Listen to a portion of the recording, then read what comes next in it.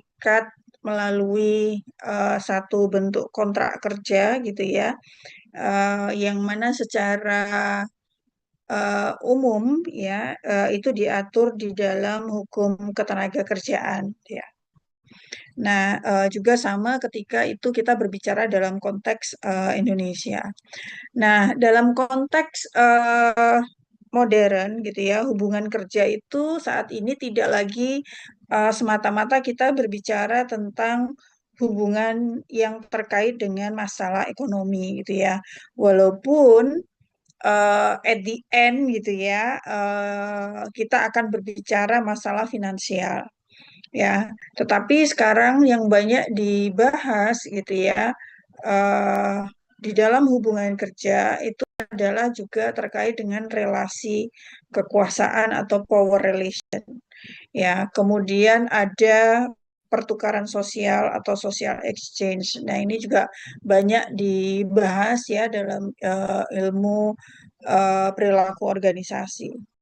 Nah, kemudian juga meskipun tadi sudah disebutkan terkait dengan pertukaran sosial atau social exchange, itu juga kita ada eh, faktor penting yang juga kemudian yang banyak dibahas ya terkait dengan hubungan kerja itu adalah topik keadilan dan kepercayaan ya. Jadi atau fairness atau justice and trust gitu ya. Nah, eh, kalau teman-teman mengamati gitu ya dalam dinamika kerja kontemporer gitu ya, teman-teman melihat bahwa eh, semakin meningkat yang namanya non-standard employment ya.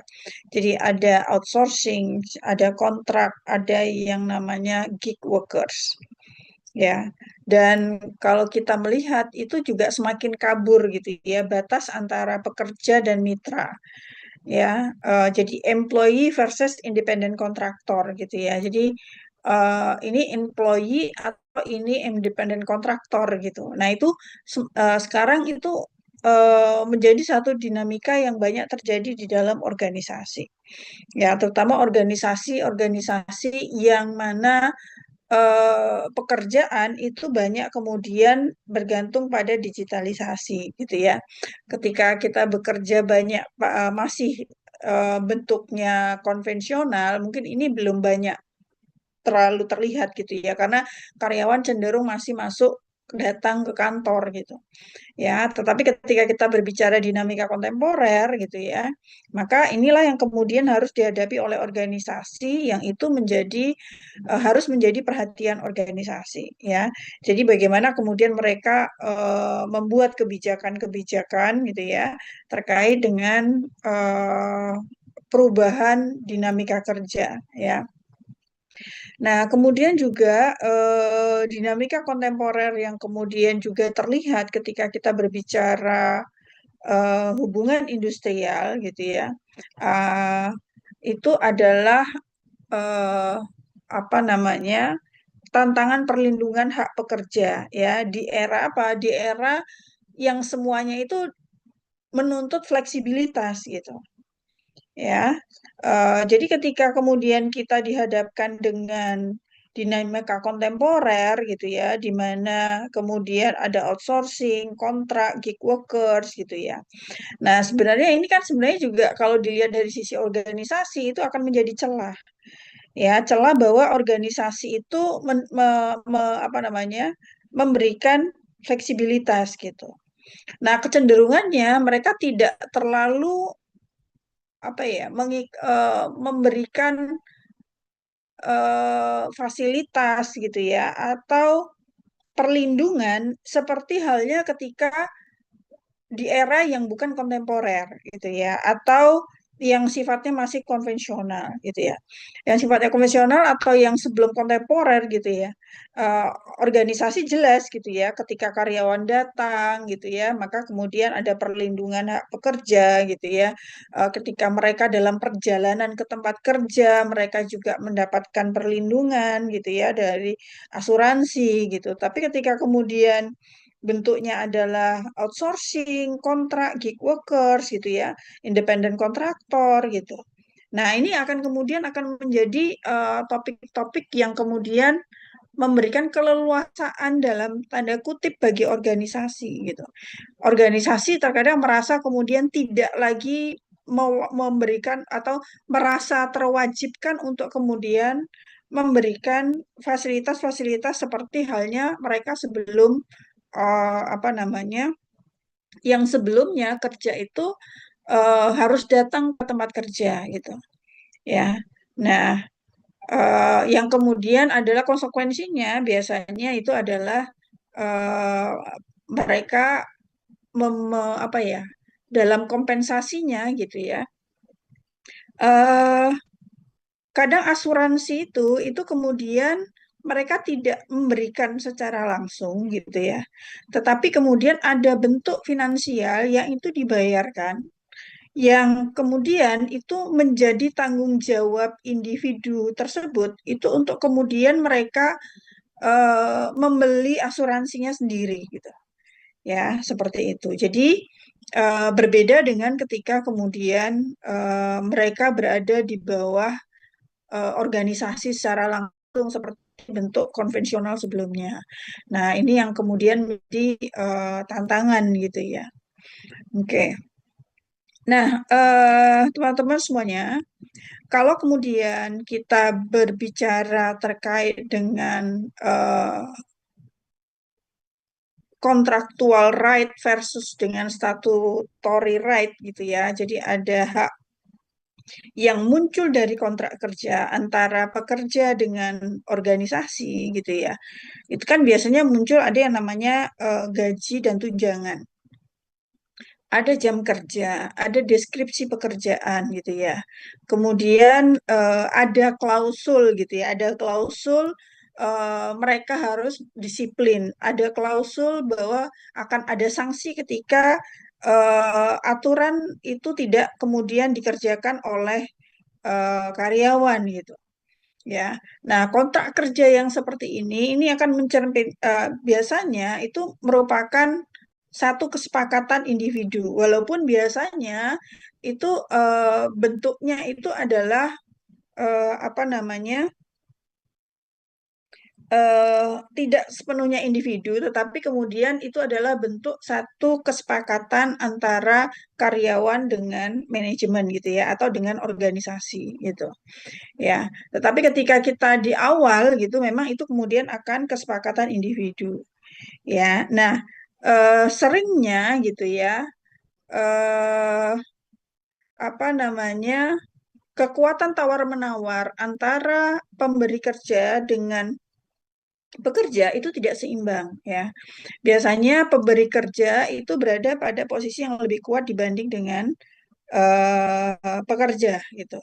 Ya, sehingga mau tidak mau kemudian pekerja itu harus kemudian menerima apapun kemudian yang disampaikan di dalam kontrak kerja. Biasanya mereka kemudian diminta membaca gitu ya. Eh, nah, kemudian teman-teman, ketika kemudian karyawan sudah bergabung, maka kemudian ada yang namanya serikat pekerja. Ya, meskipun tidak semua organisasi itu punya serikat pekerja. Ya, Eh, kalau misalnya saya tanya, kenapa kira-kira kemudian organisasi itu tidak tidak tidak suka kemudian ketika ada serikat pekerja? Kira-kira kenapa teman-teman?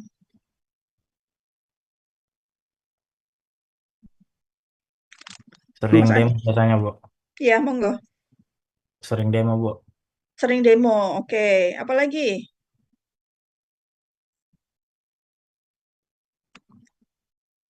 Apalagi? Pekerja jadi terorganisir. Pekerja terorganisir, ya. Tapi kemudian terorganisirnya gimana kok kemudian tidak disukai? Beberapa orang nggak suka bisa langsung demo. Tidak suka, selalu demo. Oke, yang lain?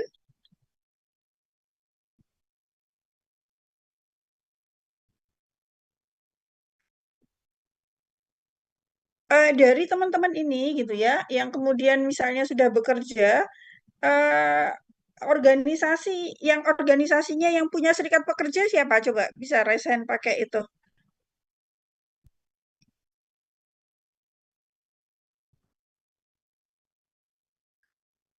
Oke, Mbak Cynthia, Mas Ridwan ada.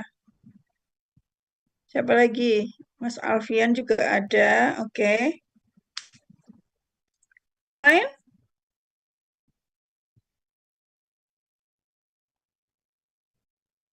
Yang lain nggak ada ya? Oke. Nah, sekarang misalnya saya tanya nih ke teman-teman yang ada serikat pekerjanya. Ya, pertama, teman-teman itu menjadi anggota serikat pekerja atau tidak? Iya, Bu. Oke, Mas Alfian ya, Mas Alfian. Oke. Menjadi anggota itu wajib atau pilihan? Di tempat saya pilihan, Bu. Pilihan. Tempatnya Mas Alfian? Pilihan. Ditunjuk sebagai? Oh, pengurus. Oke. Oke. Oke, menarik ini nanti. Nanti sharing-sharing ya Mas Alfian ya. Tadi satu lagi siapa ya tadi ya? Lupa Saya, Bu, saya. Oh, oke. Mas Ridwan gimana Mas Ridwan? tidak jadi pengurus, tapi suaranya diwakilkan gitu. Jadi Oh, nggak suaranya harus ikut, diwakilkan. nggak wajib ikut. Oke. Oke. Sekarang nih, menurut teman-teman gitu ya, yang menjadi atau yang perusahaannya ada serikat pekerja ataupun yang tidak gitu ya. Pertanyaan saya adalah, kira-kira kalau yang tidak ada serikat pekerja, itu strateginya apa? Biar karyawannya tidak protes atau tidak membentuk serikat pekerja.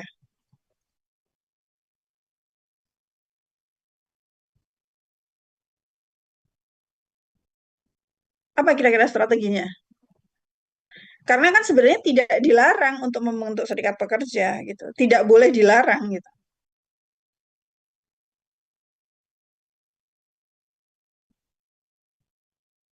Apa kira-kira strateginya?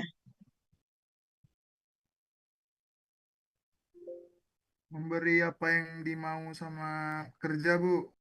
Memberikan apa yang diinginkan oleh pekerja. Oke, yang lain?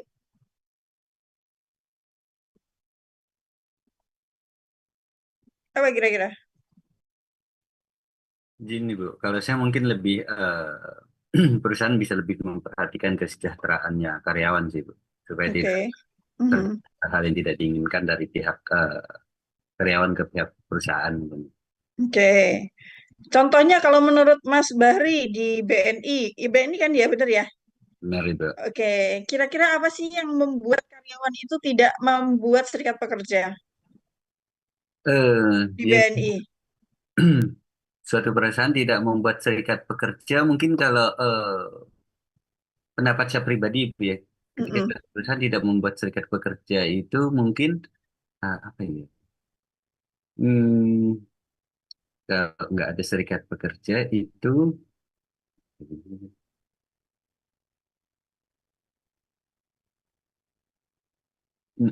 mungkin saya belum belum mendapatkan jawaban yang masuk sih, Bu.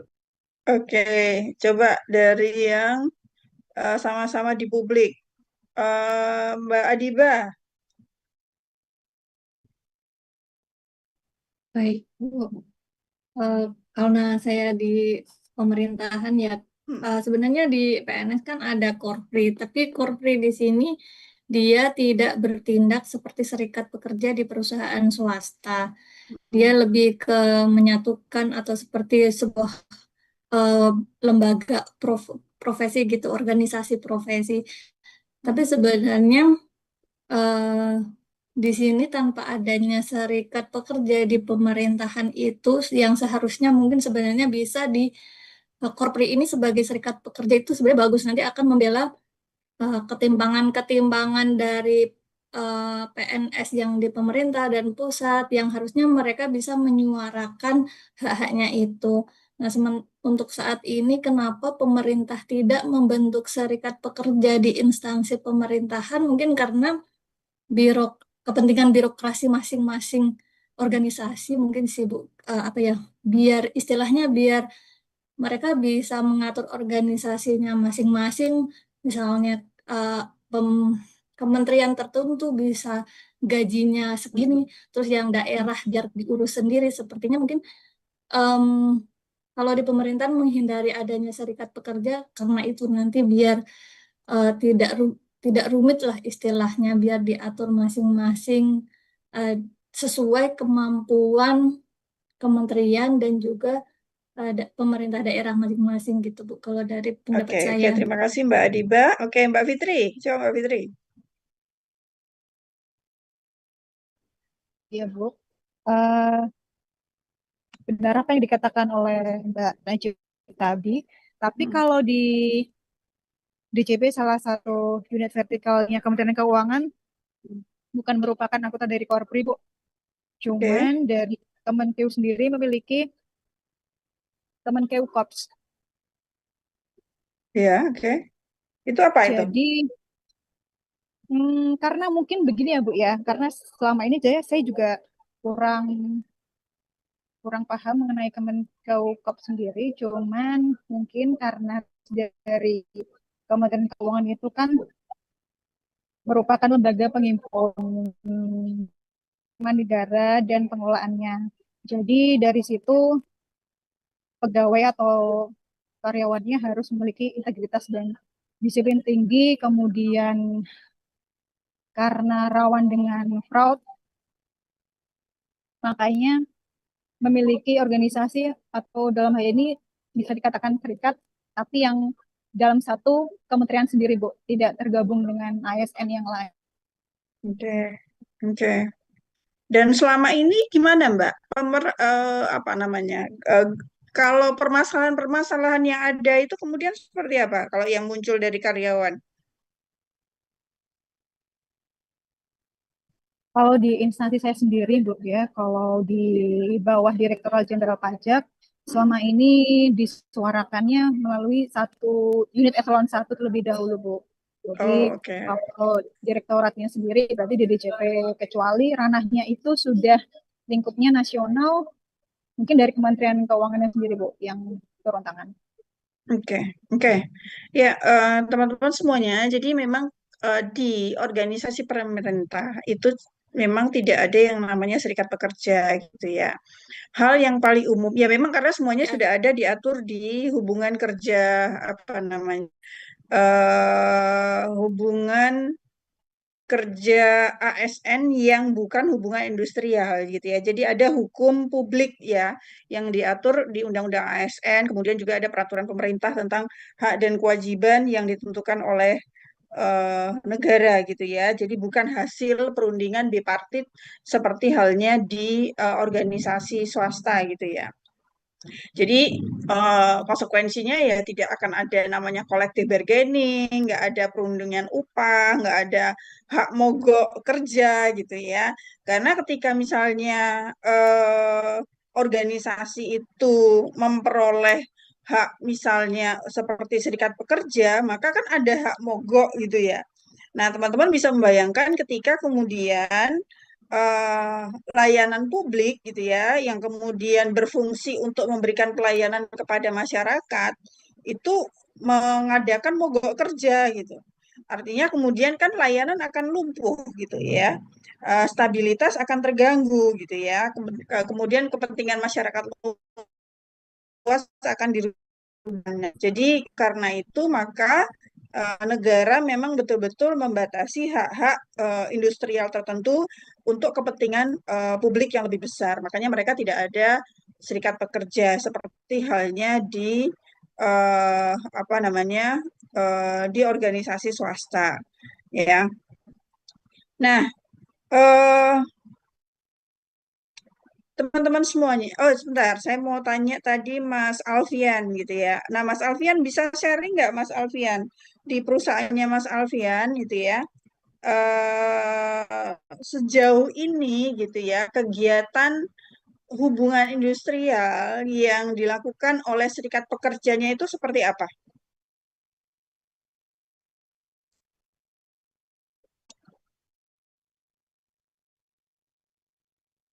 Nggak apa-apa, monggo silakan. Ya, biar teman-teman yang dari publik gitu ya juga kemudian bisa memahami sebenarnya di organisasi non publik itu seperti apa gitu ya. Monggo silakan.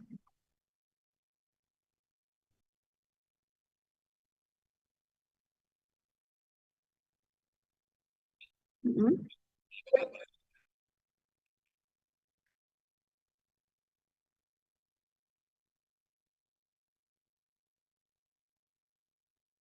Mm-mm.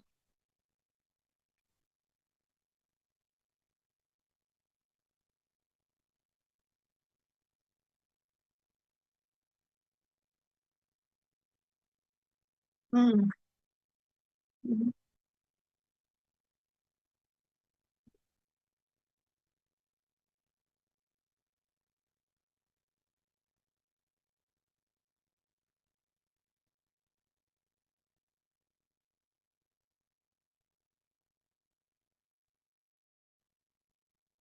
Mm.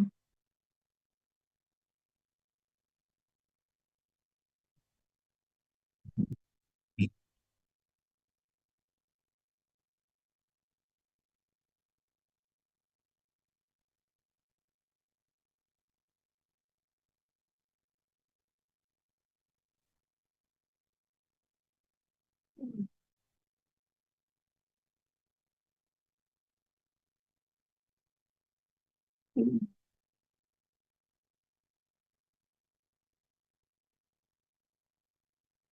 Mm. Mm.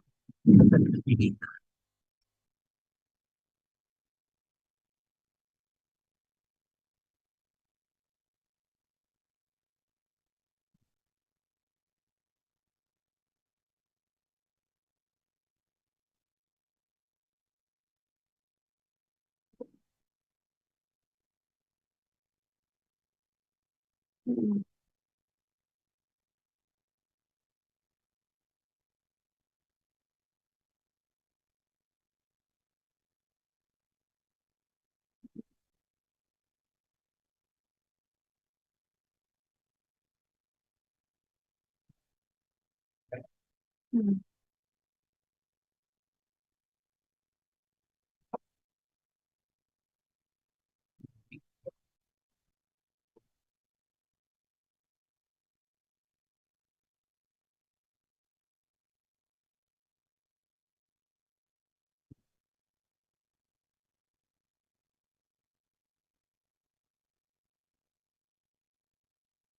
Mm.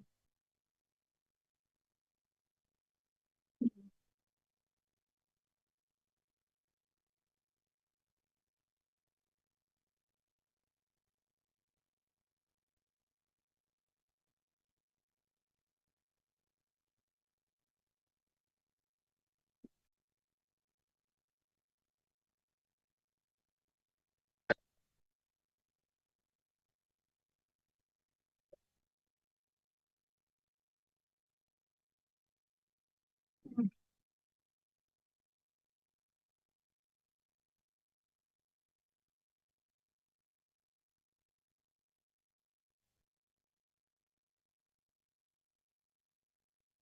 Mm.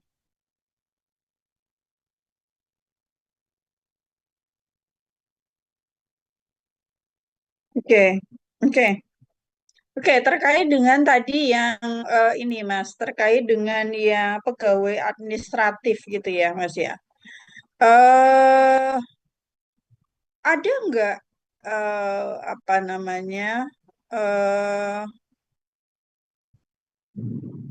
poin-poin yang mengukur, artinya gini loh, artinya kan manajemen bisa melihat ya kapan dia eh apa ya, kalau kita itu, kalau di saya itu di BSI itu kita kan ada yang namanya project leader ya Mas ya, atau project manager gitu ya. Mereka yang secara langsung bisa melihat bahwa kapan ini dibutuhkan untuk lembur, kapan tidak dibutuhkan gitu ya. Nah, sedapat mungkin memang kita tidak lembur kecuali kemudian product owner gitu ya atau stakeholder itu memang meminta misalnya bahwa itu harus selesai dalam waktu yang singkat gitu pekerjaan itu gitu. Nah, nah itu yang kemudian akan dikoordinasikan dengan product owner gitu ya. Apakah kemudian memang perlu lembur atau tidak gitu. Jadi tidak serta-merta kemudian apa namanya kita kemudian secara bebas memberikan keleluasaan kepada karyawan untuk kemudian kerja lembur gitu.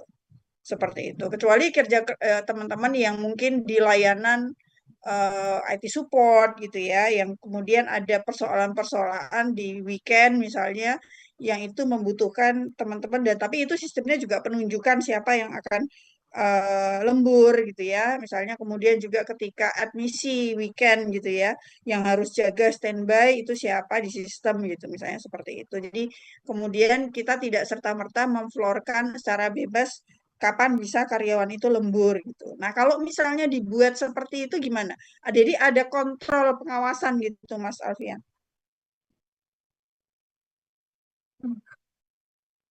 Hmm. Oke, ya,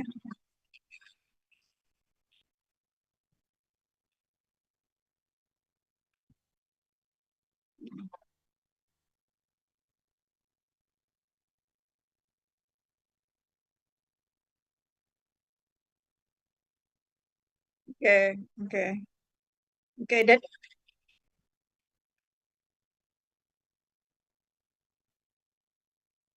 ya, oke. Insentif kinerja itu per apa, Mas? Oh, per bulan. Oh, oke, oke, oke, oke. Yang lain ada yang mau share?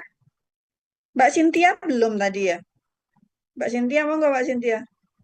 Ya, ini share terkait apa, Bu? Terkait dengan, monggo lah sharing terkait dengan serikat pekerjanya dulu. Iya, kalau saya itu kan di pabrik susu SGM ya, Bu. Jadi serikat Iya, pekerjanya ini karena kan di iya.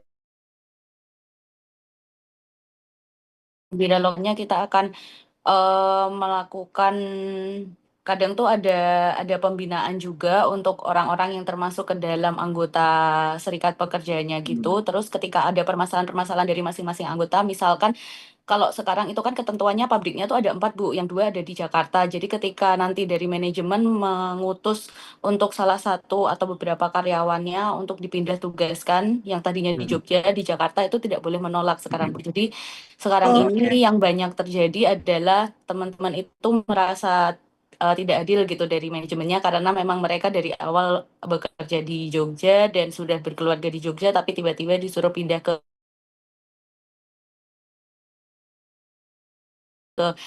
di serikat pekerja gitu. Jadi untuk beberapa saat ini memang kita sedang banyak permasalahan di bagian sana, Bu, sedang sering untuk melakukan mediasi antara karyawan dengan tim top manajemen gitu.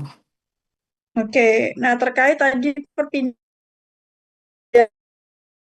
itu, Mbak, itu si kos ya, Betul, Mbak Bu. ya. Karena kan juga terkait dengan living cost yang Iya, berbeda, ya kan? Tidak hanya karyawan, tapi juga kan berdampak kepada keluarga, ke anak segala macam kan ya. iya betul, Bu. Nah, itu konsekuensinya dari organisasi menyikapinya gimana, Mbak? Kalau dari organisasi sendiri, itu untuk sementara ini memang ada beberapa benefit, Bu. Cuma dirasa oleh beberapa karyawan itu benefit itu tidak bisa menutup kerugian yang akan mereka alami ketika pindah ke Jakarta. Karena memang secara living cost juga berbeda tinggi, terus juga di sana pasti mereka harus mencari tempat tinggal lagi kan, Bu, dan juga Ya, pemindahan untuk sekolah anaknya, seperti itu. Jadi ya. memang yang masih agak sulit untuk kita bicarakan dengan tim top management itu perihal tersebut, Bu. Oke, oke, oke. Masih belum dapat deal benefitnya itu akan seperti apa. Oke, yang pindah itu biasanya di level apa, Mbak? Di level mulai manajer, Bu, manajer ke atas. Oh, manajer ke atas. Oke, Ya, oke, oke. Dulu yang ada satu dulu mahasiswa saya, kenal nggak Mbak yang ambil dari sini juga, MUI?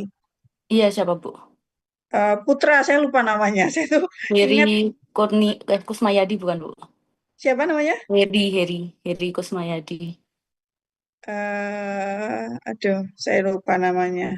Iya, soalnya memang ada, Bu, satu departemen dengan saya pas zaman Oh COVID. iya, Ya, eh itu ya mungkin sekitar berapa ya, berapa tahun ya? Sudah agak berapa ini sih, berapa angkatan sih? iya, zaman COVID Iya, karena, Bu, ya. iya, iya, iya, Iya, online. betul, Iya. Bu. Oke. Oh, itu satu satu divisi. Satu departemen. Oh, satu departemen. Oke. Iya, Itu udah levelnya udah manajer. iya sudah Bu. Sekarang di mana? Masih di Jogja Bu. Oh, masih di Cuma Jogja. memang mobile Bu. Kalau di departemen saya tuh mobile, jadi kadang di Jogja, kadang di Jakarta. Oh, oke. Oke. Oke, terima kasih Mbak Cynthia. Kita lanjutkan lagi ya, teman-teman. Jadi, eh, kemudian kita tadi sudah akan contractual employment right gitu ya. Nah, kita kemudian beralih kepada statutory employment right ya. Jadi hak yang dijamin oleh perundang-undangan terkait dengan karyawan ketika bergabung dalam organisasi. Nah, hak-hak tersebut itu antara lain adalah apa namanya perlindungan dari diskriminasi ya, kemudian upah minimum ya, kemudian jam kerja maksimum ya, kemudian juga terkait dengan hak cuti dan keselamatan kerja gitu ya. Nah, dari poin-poin ini gitu ya, yang kemudian yang ingin saya eh, apa namanya, yang ingin kemudian saya sharing ke teman-teman adalah isu kontemporer yang kemudian terkait dengan hak-hak ini gitu ya. Yang pertama adalah bagaimana ya negara itu kemudian melindungi pekerja platform ya. Nah, ini kan masih masih belum banyak dibahas gitu ya, yang kemudian muncul gitu. Kemudian eh, apakah regulasi gitu ya mampu kemudian mengikuti perubahan bentuk kerja digital ini gitu ya. Nah, ini kan masih sangat minim ya kalau di Indonesia gitu ya. Jadi eh, kalau dari riset yang dilakukan oleh salah satu mahasiswa S3 saya gitu ya, ya mereka cenderung lepas gitu ya. Jadi saya nggak tahu negara itu sejauh mana mengetahui bahwa mereka bagian dari organisasi di luar Indonesia gitu ya. Kalau yang pasti kan yang jelas terlihat adalah nanti kan dari eh, transfer ini ya, transfer income-nya ya, yang dari luar misalnya. Kalau online tapi masih di Indonesia itu kan masih terdata gitu ya. Tapi ketika itu di luar gitu ya, dengan perusahaan-perusahaan di luar, nah itu yang kemudian apa namanya bagaimana kemudian akses negara itu melindungi para pekerja platform. Nah, itu yang kita masih belum jelas, atau malah mungkin kalau dari sananya itu justru malah mungkin undang-undangnya lebih lebih stabil gitu ya, sudah cukup apa namanya, sudah cukup fix dibanding dengan undang-undang yang ada di negara kita untuk para pekerja platform gitu ya. Nah, ini kemudian menjadi menarik. Nah, tapi terkait dengan tadi ya hak-hak tadi yang sudah saya sampaikan, sama tadi juga saya mendengar dari poinnya Mas Alfian gitu ya, terkait dengan diskriminasi gitu ya, terkait dengan gender equity. Nah, bisa di-share nggak Mas Alfian? Atau nanti dari teman-teman yang lain, dari organisasi yang lain ketika ada misalnya isu-isu terkait dengan gender equity. Monggo Mas Alfian.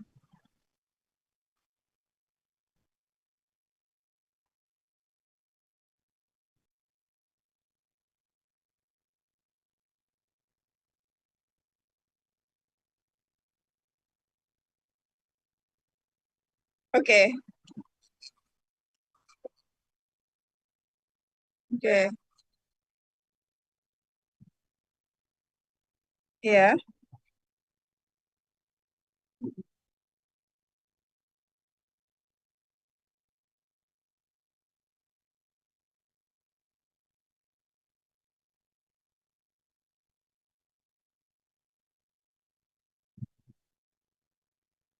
oke.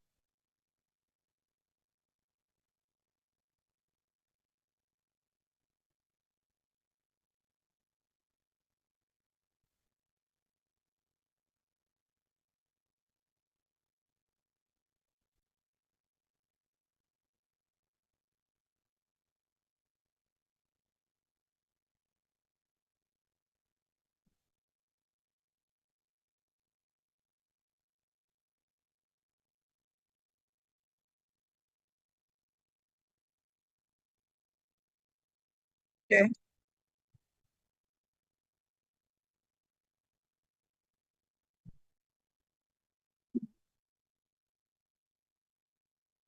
Oke.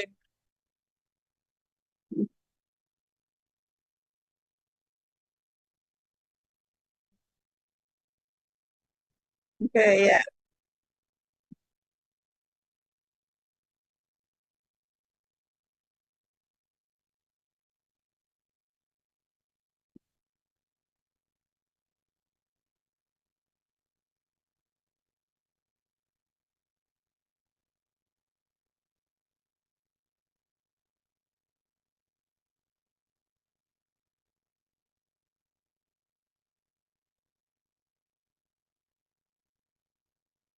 Oke.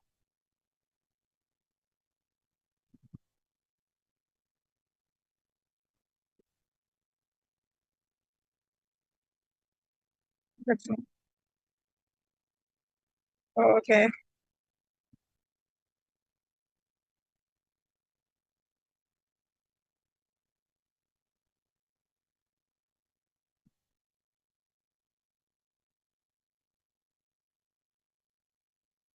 Oke. Dan apakah muncul tuntutan dari karyawan itu, Mas, yang dipecat?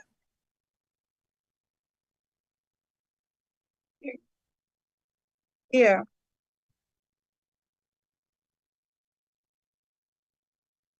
iya, benar. Ya, ya.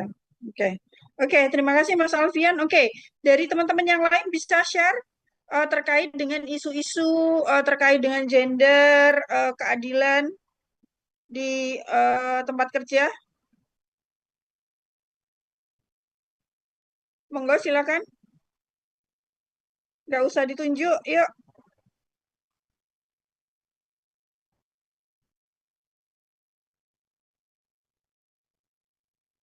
Oke, kalau saya tanya, sebenarnya apa sih dampak dari eh, ketidakadilan di tempat kerja?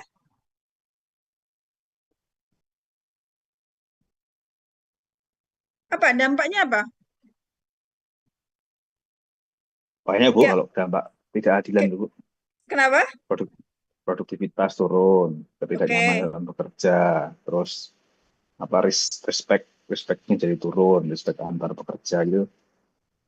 Ya, intinya ujung-ujungnya ke produktivitas sehingga iya, menurunkan nilai perusahaan. oke, Gitu. ya. Nah, ketika kemudian, eh, jadi kita bisa melihat dari contoh tadi yang disampaikan oleh Mas Alfian ya, bagaimana kemudian ya, oke di satu sisi akan ujung-ujungnya adalah produktivitas yang berdampak kepada produktivitas karyawan menurun yang berdampak kepada kinerja organisasi gitu ya. Nah, termasuk di dalamnya adalah ketika muncul isu-isu yang kemudian mengaitkan dengan nama organisasi gitu ya, nama baik organisasi. Nah, itu kan juga akan menjadi cost bagi organisasi ya. Nah, masalah-masalah keadilan ini akan banyak sekali dampaknya sebenarnya bagi organisasi ya, diakui atau tidak gitu ya. Tapi masih banyak organisasi yang kemudian apa ya, mengabaikan hal ini gitu ya. Kalau kita lihat ya teman-teman semuanya, ada 4 tipe keadilan organisasi. Ya, pertama adalah keadilan prosedural. Ya, kemudian yang kedua adalah keadilan distributif. Yang ketiga itu adalah keadilan interpersonal dan yang keempat adalah keadilan informasional. Nah, keadilan ketika kita berbicara tentang keadilan prosedural, ya otomatis ya tentang bagaimana prosedur-prosedur itu kan kita ketika kita berbicara keadilan itu adalah kita berbicara persepsi, ya. Pasti berbicaranya persepsi, persepsi karyawan dengan melihat apakah kemudian prosedurnya itu sudah dipandang adil atau belum. Ya, ketika kita berbicara distributif, ini lebih terkait dengan apa yang sudah diberikan. Jadi, apakah karyawan mempersepsikan organisasi itu adil? Jadi, apakah kemudian yang diberikan karyawan equal dengan apa yang apa namanya diperoleh oleh karyawan tersebut dari organisasi? Itu ketika kita berbicara keadilan apa namanya keadilan distributif, ya. Nah, ketika kita berbicara keadilan interpersonal, maka itu adalah bentuk keadilan yang muncul dari hubungan antara karyawan dengan supervisor atau manajernya, ya. Nah, jadi ketika kemudian satu lagi ya, keadilan informasional. Ya, jadi apakah informasi-informasi gitu ya yang dibutuhkan oleh karyawan gitu ya, itu bisa diberikan oleh organisasi secara transparan. Nah, 4 keadilan ini akan berdampak pada setiap individu yang ada di dalam organisasi. Ya, bagaimana kemudian mereka merespon terhadap organisasi. Biasanya ketika muncul persepsi ketidakadilan, maka yang muncul adalah bentuk disfungsional, ya, perilaku disfungsional dari karyawan. Perilaku disfungsional ini banyak sekali, teman-teman. Ya, tadi disampaikan oleh Mas siapa tadi? Mas Ridwan ya, Mas Ridwan. Ya, yang ujung-ujungnya adalah produktivitas, betul gitu. Ya, ketika misalnya hubungan kita berbicara interpersonal saja, interpersonal justice ya. Ketika muncul, jadi kalau misalnya gini, karyawan merasa diperlakukan tidak adil, merasa ucapan yang disampaikan oleh supervisor itu menjatuhkan dia di depan rekan kerja gitu ya. Maka kemudian banyak kemungkinan yang kemudian akan muncul gitu ya. Bentuk-bentuk misbehavior dari karyawan tersebut. Ya. Kadang itu mungkin tidak menjadi perhatian oleh organisasi, ya. Jadi kalau misalnya ya bentuk misbehavior-nya, kemudian dia menjelekkan supervisor gitu ya, kemudian atau hal-hal yang sifatnya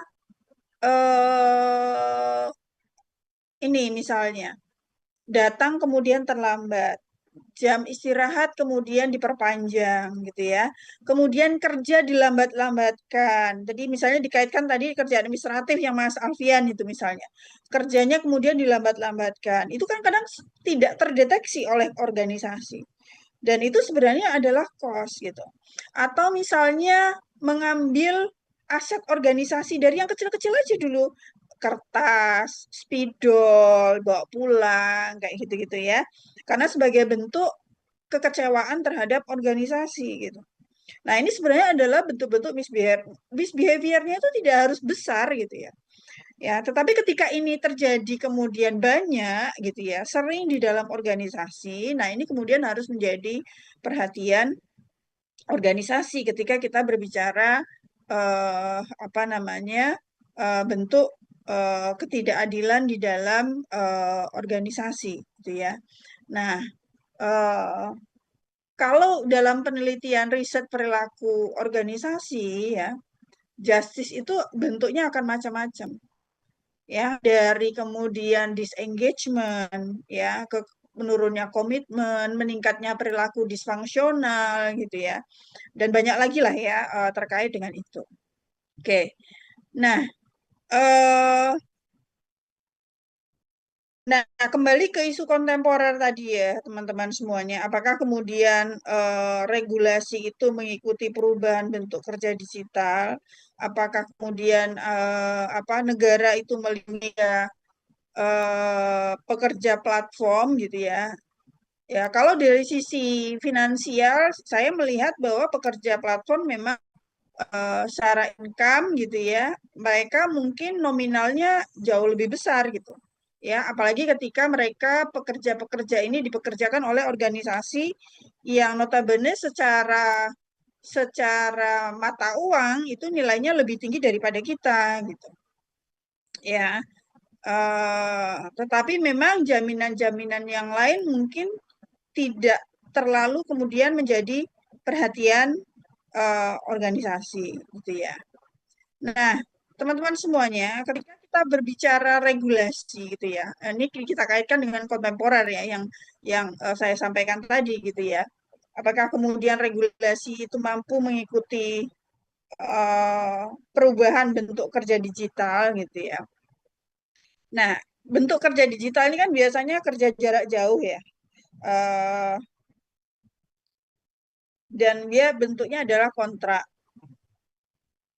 Pekerjaannya platform gitu ya. Dan ini kan biasanya juga berkembangnya sangat cepat ya. Nah, jadi ketika berkembangnya juga cepat ya, regulasi yang ada itu seringkali itu tidak langsung memiliki kemampuan untuk mengikuti laju perubahan tersebut gitu. Nah, ini yang kemudian menjadi persoalan ya. Jadi tantangannya ketika kita berbicara apakah kemudian regulasi itu mampu mengikuti perubahan bentuk kerja digital gitu ya. Kecepatan inovasi teknologi ya yang menjadi tantangan adalah kecepatan inovasi teknologi itu jauh lebih cepat dibanding pembaharuan dalam hukum-hukum yang ada terkait dengan apa namanya kerja digital tersebut gitu ya. Itu yang pertama. Ya, nanti coba teman-teman renungkan benar atau enggak gitu ya. Kemudian yang kedua itu adalah model kerja digital baru. Banyak gitu ya.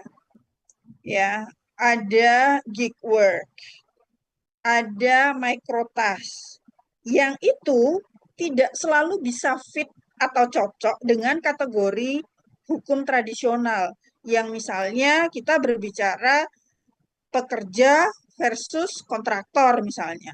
Nah, ini kan ketika kita berbicara itu nggak bisa kemudian serta-merta bentuk kerja digital baru itu bisa fit dengan itu gitu loh. Ya. Nah, ini menjadi tantangan ya. Jadi yang pertama tadi kecepatan inovasi, yang kedua model kerja digital baru. Nah, kemudian tantangan lain itu adalah ini teman-teman, apa namanya perbedaan definisi kerja dan hak itu sendiri. Ya, di era digital itu akan selalu berubah. Ya, nah itu yang kemudian harus diikuti. Nah, ini akan kembali lagi pada tadi yang poin pertama bahwa apa namanya perubahan itu kemudian tidak bisa kemudian diikuti dengan pembaharuan hukum ya. Nah, selain itu tantangan yang lain adalah bahwa regulasi baru itu butuh proses yang panjang, teman-teman. Ya. Jadi teman-teman bisa membayangkan lah kalau kita berbicara regulasi, kita berbicara wakil rakyat, ya, perubahan saja itu biayanya besar gitu, ya, sehingga kemudian yang banyak di apa namanya dibicarakan adalah bagaimana yang sudah ada itu bisa ditindaklanjuti, tapi dengan penyesuaian-penyesuaian gitu. Ya, tetapi jangan diubah regulasinya karena regulasi itu butuh proses yang panjang dan biaya yang besar. Ya, dari misalnya kita berbicara pembahasan, ada uji publik, ada persetujuan legislatif. Nah, itu kan biaya semua. Ya, seperti itu. Ya. Nah, sehingga ya kalau kita kemudian kembali lagi tadi ya terkait dengan poin apakah regulasi itu mampu mengikuti perubahan bentuk kerja digital gitu. Dari tantangan-tantangan yang sudah saya sebutkan tadi gitu ya, bahwa regulasi itu sering tertinggal ya. Namun banyak negara yang itu kemudian saat ini berusaha untuk melakukan perubahan ya. Kemudian juga pembaharuan hukum ya agar mereka bisa lebih adaptif walaupun mereka terlambat gitu ya terhadap digitalisasi kerja. Yang saya pahami itu ya, yang negara-negara di bawah Uni Eropa itu mereka sudah betul-betul apa ya siap dengan digitalisasi. Ya, bagaimana merespon AI, itu semuanya seperti itu. Jadi ketika kemudian apa namanya, kampus gitu ya, misalnya saya diberi kemudian amanah untuk kemudian mengelola hibah gitu dari Uni Eropa, ya kita dihadapkan dengan memang aturan-aturan yang sudah jelas gitu loh teman-teman. Ya, bagaimana semua informasi itu kemudian secara undang-undang itu harus di-share, harus disimpan di mana, itu semuanya mereka sudah jelas sekali gitu. Ya, berbeda dengan kita. Ya, kalau kita kan enggak gitu. Ya, untuk alat komunikasi itu harus pakai ini gitu tuh mereka udah betul-betul fix gitu. Ya, nggak bisa dengan sistem WA gitu enggak. Mereka bukan kerja dengan sistem WA. Ya, mereka itu kalau nggak email, ya biasanya komunikasi itu lewat email, tidak lewat WA, gitu ya. Jadi kalau misalnya saya apa namanya dengan tamu-tamu yang dari luar itu datang ke Indonesia gitu ya, WA itu ya ketika kemudian untuk menjalin ini aja, memudahkan komunikasi aja ketika mereka hadir di sini gitu, ya. Tapi kemudian untuk komunikasi kerja semuanya itu sistemnya email, ya. Kemudian kita pakainya MS Team, ya. Mereka nggak pakai Google Drive, ya, seperti itu. Jadi mereka pakainya adalah MS Team gitu. Nah, kemudian bagaimana kemudian negara melindungi pekerja platform gitu ya. Nah, kalau kita lihat di negara-negara di banyak negara di dunia gitu ya, itu mereka memang punya aturan atau kebijakan yang melindungi pekerja digital gitu ya. Secara spesifik saya belum di Indonesia seperti apa, saya belum apa ya, belum mengeksplor lebih dalam. Mungkin nanti teman-teman yang sudah mengeksplor monggo bisa di-share gitu ya terkait dengan regulasi atau undang-undang untuk pekerja digital gitu ya. Jadi mereka itu sudah ada pengaturan tentang status kerja. Ya, jadi misalnya pekerja platform itu gitu ya, mereka pekerja tetap atau kontraktor independen. Ya, jadi kalau pekerja tetap meskipun itu misalnya mereka pekerja digital gitu ya, tapi mereka punya hak seperti cuti, punya upah minimum ya, ada jaminan sosial gitu ya. Nah, tapi kalau misalnya kontrak independen itu aturannya akan berbeda ya, teman-teman ya. Jadi kalau misalnya di beberapa negara itu mereka menetapkan ada pekerja yang dikontrol oleh platform, jadi ada instruksi jam kerja, ya, jadi sehingga mereka dianggap sebagai karyawan, ya. Tapi ada juga yang perusahaan yang itu memberikan kebebasan untuk menentukan sendiri dia mau kerja jam berapa, ya, aktivitasnya apa saja gitu. Jadi mereka sebagai kontraktor. Itu ketika kita berbicara pengaturan status kerja. Nah, kemudian ada hal lain juga selain pengaturan status kerja, yaitu terkait dengan standar upah minimum dan tunjangan, ya, atau benefit. Nah, untuk mencegah isu-isu yang apa namanya berbicara tentang ketidakadilan dalam kompensasi gitu ya, beberapa negara itu juga kemudian menetapkan standar ya bahwa tarif minimum per jam itu berapa, ya, kemudian upah apa namanya harian atau mingguan itu berapa, ya. Kemudian juga, nah ini terkait dengan asuransi, mereka juga bahwa ada perlindungan asuransi atau ada tunjangan kesehatan, ya, itu ada standarnya, itu seperti itu. Nah, itu kemudian ketika kita berbicara standar upah, ya. Kemudian yang lainnya adalah jaminan sosial atau proteksi, itu juga menjadi pembahasan gitu ya. Ada beberapa negara yang memperluas akses jaminan sosial untuk pekerja digital. Ya, walaupun tidak semua juga itu ya. Nah, kemudian juga ada perlindungan data dan privasi. Nah, ini juga menjadi hal yang penting ketika kita berbicara pekerja digital. Karena apa? Karena pekerja platform itu mereka mau tidak mau akan memberikan data mereka ke platform. Ya, sehingga apa? Sehingga negara itu kemudian akan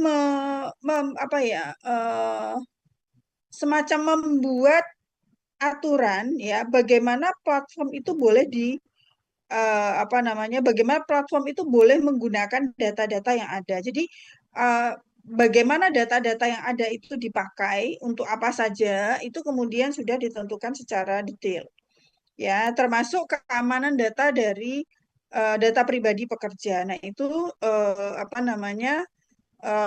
di negara-negara barat gitu ya, itu sudah menjadi hal yang penting ya.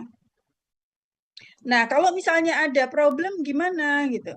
Ya, ada lembaga pengaduan dan perlindungan hukum yang jelas gitu ya.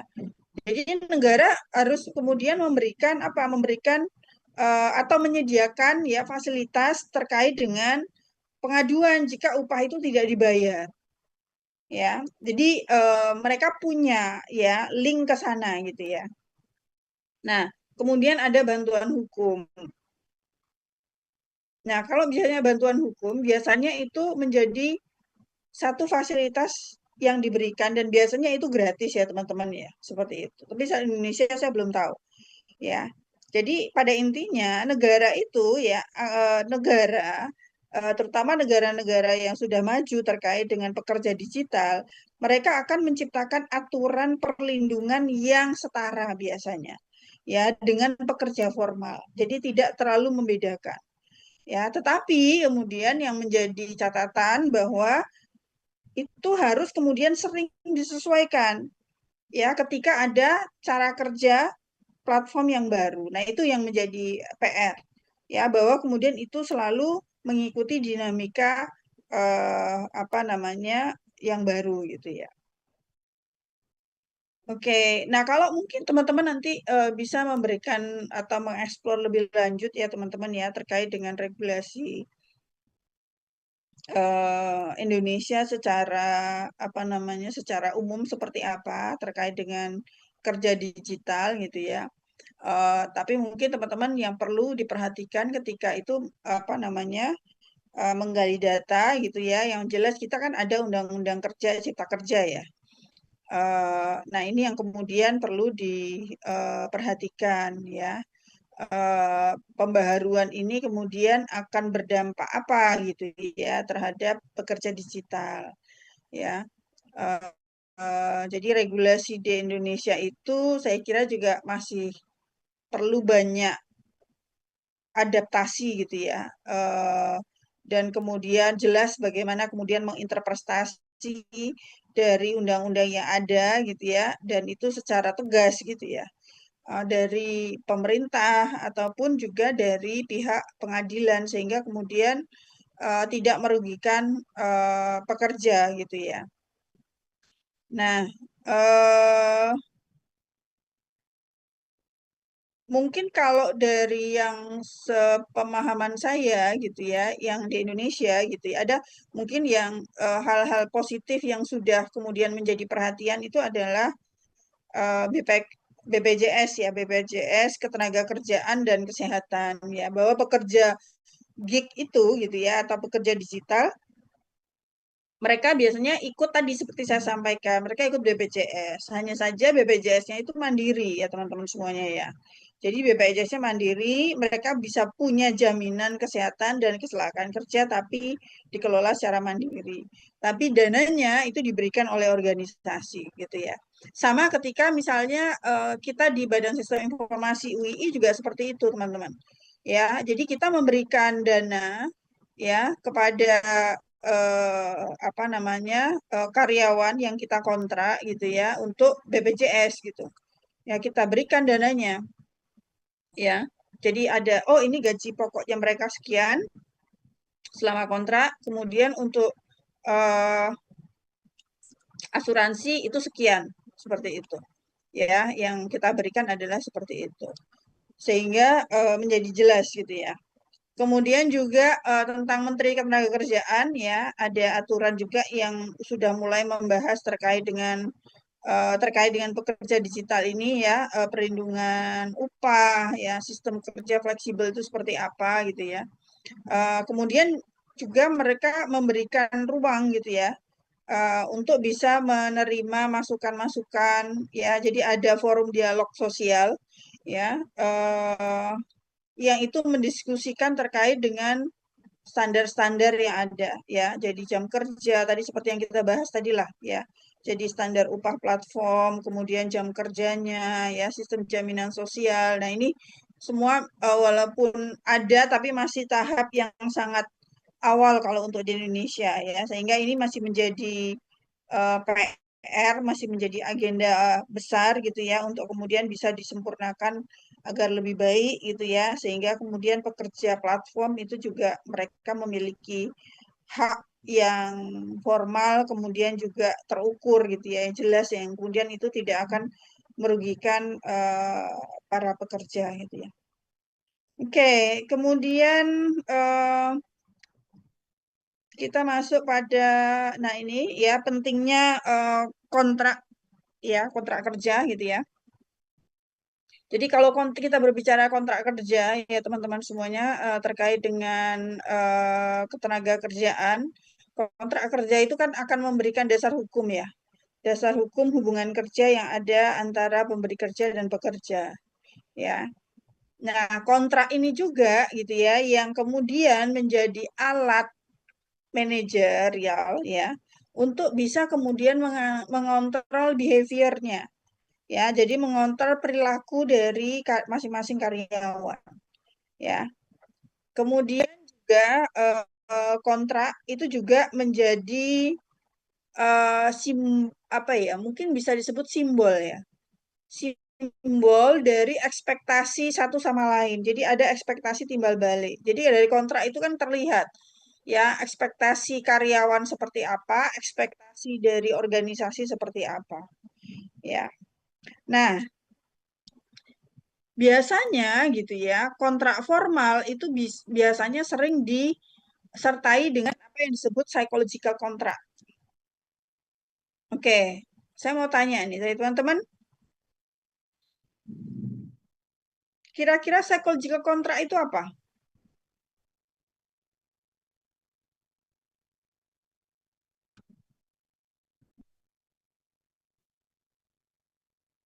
Apa?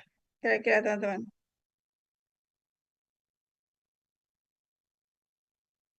Saya coba buka sambil buka ibu.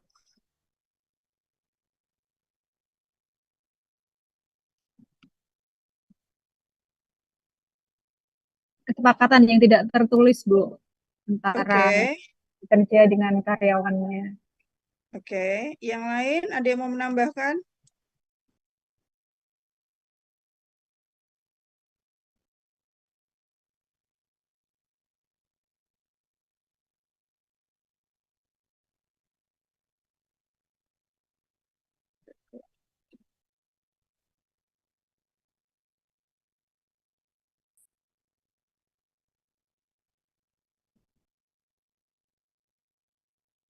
Ada yang mau menambahkan teman-teman?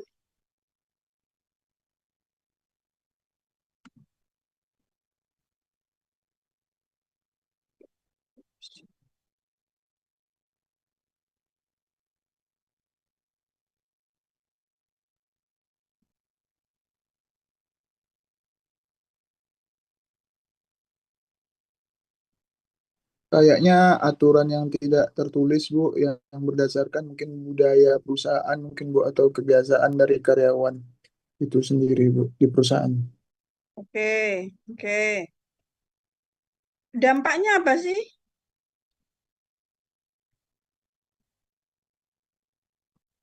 Apa sih gunanya psychological contract?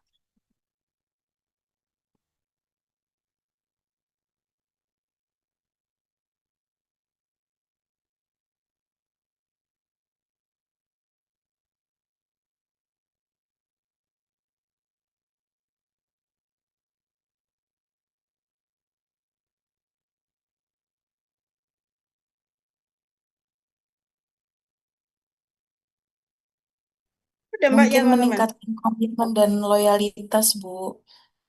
Oke, meningkatkan komitmen. Oke. Terus apa lagi? Berpengaruh terhadap motivasi kerja dari karyawan, Bu. Oke, ya, komitmen, motivasi kerja gitu ya. Ya, jadi apa namanya ketika kita berbicara kontrak tadi ya, eh, eh, sudah fungsinya sudah kita bahas gitu ya. Kemudian psikologi kontrak tadi ya benar ya. Jadi itu adalah satu harapan yang tidak tertulis ya dan merupakan persepsi keadilan gitu ya dan bentuk rasa aman dan pengakuan sebenarnya ketika kita berbicara psikologi kontrak ya. Sehingga gitu ketika apa namanya ada pelanggaran ya dari psychological kontrak gitu ya, maka kemudian dampaknya tadi seperti disampaikan ya, komitmennya menurun ya. Ketika komitmen menurun, otomatis kan ya motivasi menurun. Motivasi menurun, maka karyawan ya nggak mau engage ya. Motivasi turun, kemudian apa mereka tidak nyaman gitu ya. Sehingga mereka kemudian muncul nih ya intensi kemudian untuk mereka kemudian keluar organisasi sehingga apa turnover intentionnya kemudian akan meningkat gitu. Atau dampaknya seperti yang sering dibahas ini gitu ya, yang pernah saya sebutkan itu quiet quitting gitu. Jadi orang ya kerja hanya sebatas job description aja, dia nggak terlalu bekerja yang menggebu-gebu menunjukkan komitmennya gitu. Komitmennya ya sebatas job desk gitu. Ya, yang penting aku sudah kerja sesuai apa yang diharapkan oleh organisasi. Ya, jadi tidak terlalu kemudian memaksakan bahwa oh dia bagaimana kemudian bisa muncul inovasi gitu ya bagi organisasi gitu ya, memberikan kontribusi yang besar. Itu kemudian tidak serta-merta kemudian itu muncul di sana gitu ya. Oke, nah eh ada formasi dari kontrak tenaga kerjaan gitu ya, ya biasanya ada bentuk penawaran, ya, ada bentuk penerimaannya, ya, ada yang kemudian menjadi pertimbangan-pertimbangan, itu kan jelas ya. Kemudian intention untuk menciptakan hubungan secara di bawah apa namanya, artinya legal relationnya seperti apa gitu kan itu semuanya kan biasanya ada ya di dalam kontrak kerja gitu ya sehingga dalam praktek SDM gitu ya rekrutmen dan seleksi itu biasanya menjadi satu tahapan awal ketika pembentukan ekspektasi dari sisi organisasi maupun karyawan atau pekerja gitu ya. Nah, kemudian juga yang menjadi perhatian gitu ya, itu adalah employer branding ya teman-teman ya. Sekarang employer branding itu menjadi topik yang cukup hangat juga gitu ya. Karena ketika kita berbicara employer branding gitu ya, maka ini akan memberikan dampak pengaruh terhadap persepsi pekerja ya di awal itu mereka persepsinya terhadap organisasi itu seperti apa gitu ya. Jadi ini aja kemudian kita bisa melihatnya berbeda loh teman-teman antara bagaimana Gen Z, Gen X gitu ya ke melihat apa namanya peran dari employer branding itu seperti apa ya karena Gen Z itu kan mereka melihatnya ya meaningful meaningful nggak di worknya gitu ya pekerjaannya gitu ya mereka beda dibanding dengan generasi-generasi sebelumnya ketika melihat pekerjaan gitu jadi ketika mereka nggak nyaman ya mereka keluar cari kerja yang lain gitu mereka menganggapnya ya udah kalau nggak cocok ya udah gitu ya beda mungkin dengan di era saya bahwa mikir dulu nih gitu ya apa untuk kemudian pindah ketika kita sudah berada dalam satu organisasi yang sangat bagus gitu ya. Nah, atau misalnya gini deh, saya tanya misalnya ke siapa ya? Ke Mas Bahri, Mas Bahri. Mas Bahri, kalau Mas Bahri kerja nih, udah kerja keterima di Unilever, kira-kira bakal keluar nggak, Mas?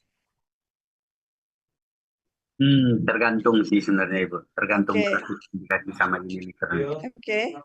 Kenapa? Hmm, Kalau karena biasanya itu kan tergantung yang dikasih dominansinya itu kan kayak tadi dijelaskan di kontrak sebelum tanda tangan kontrak itu kan jelas misalnya gitu. Kalau dari benefit finansial selama itu menjanjikan, mungkin saya akan pindah sih Bu, karena di semua perusahaan pasti ada plus minusnya ada kalau dari job desk itu. Yang lain gimana yang lain? Mbak Eva, ini kayaknya Mbak Eva dari Gen apa ini? Gen Z.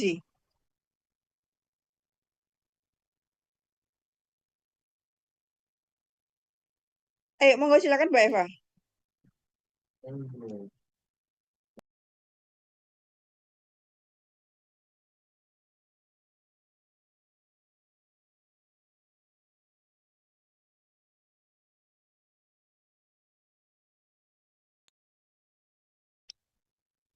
Tergantung sih, Bu. Oke, tergantung apa?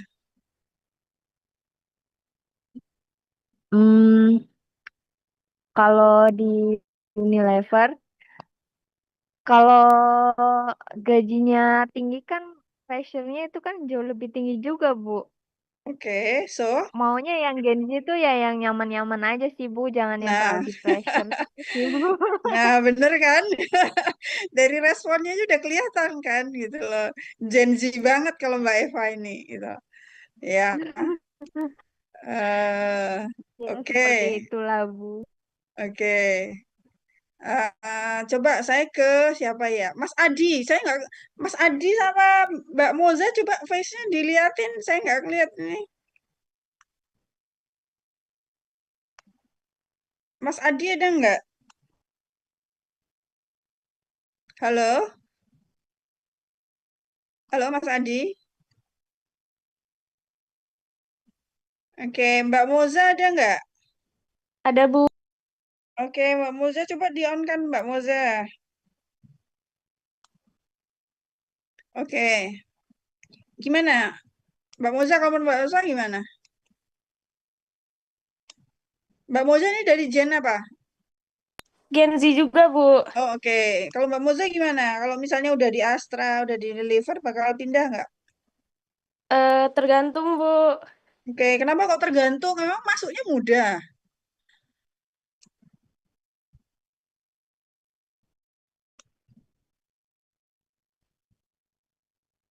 Coba gimana?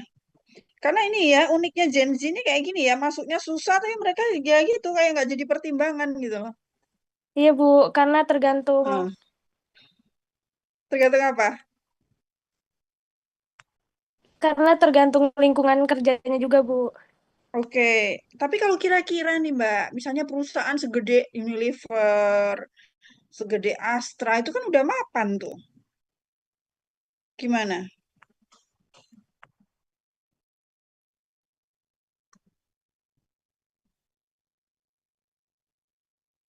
Gimana kira-kira?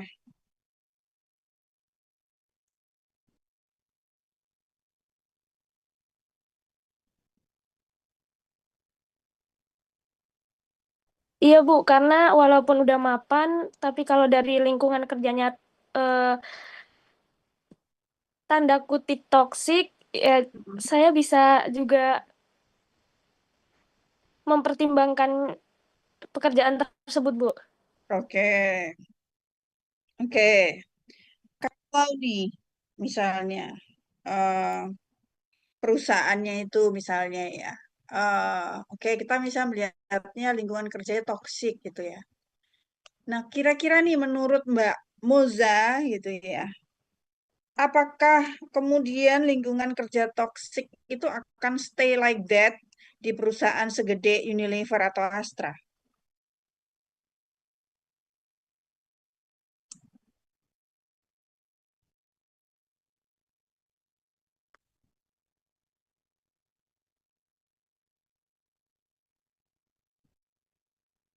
Gimana kira-kira?